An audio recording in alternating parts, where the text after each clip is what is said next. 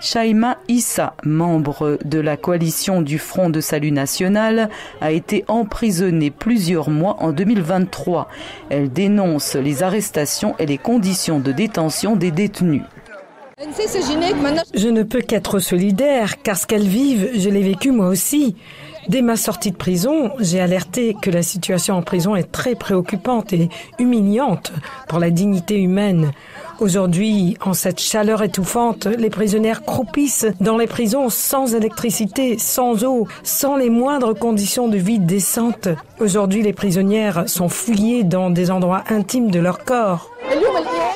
Des partisans du parti des Tauriens libres se sont rassemblés près du ministère de la Femme pour appeler à la libération de leur dirigeante. Abir Moussi a été condamné à 2 ans de prison 2 jours après avoir déposé sa candidature à l'élection présidentielle prévue le 6 octobre. L'activiste politique Nabil Hadji se dit surpris du nombre de militantes emprisonnées. Je n'aurais jamais imaginé qu'il y ait un si grand nombre de femmes emprisonnées pour un acte militant, une opinion, une déclaration médiatique ou pour leur engagement dans la société civile.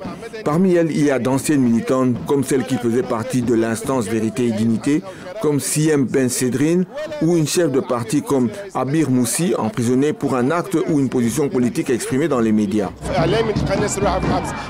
Madame Moussi a été condamnée en vertu d'une loi promulguée par le président Kais Saied en 2022 pour lutter contre les fausses nouvelles. En juillet, l'avocate Sonia Damani a été condamnée à 1 an de prison sous la même accusation, 2 mois après son arrestation suite à des commentaires sur la situation du pays. Karima Brini, présidente de l'Association de la femme et de la citoyenneté, rappelle que si le 13 août est une journée de célébration pour les acquis obtenus par les Tunisiennes, la lutte continue. Malheureusement, aujourd'hui, c'est un jour de colère pour toutes les femmes emprisonnées à cause de leurs opinions politiques, leur militantisme dans la société, leurs paroles et opinions exprimées dans les médias. L'emprisonnement est devenu la règle plutôt que l'exception. Nous sommes en colère et nous demandons la liberté pour toutes les prisonnières.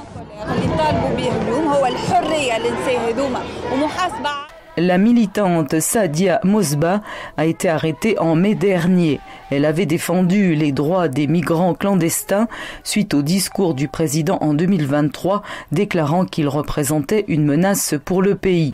Ces 3 dernières années, de nombreux opposants ont été arrêtés en Tunisie. Plusieurs associations de défense des droits humains disent avoir constaté un recul des libertés dans le pays et dénoncent ce qu'elles qualifient de dérive autoritaire depuis que le président Kais Saied s'est octroyé les pleins pouvoirs en juillet 2021.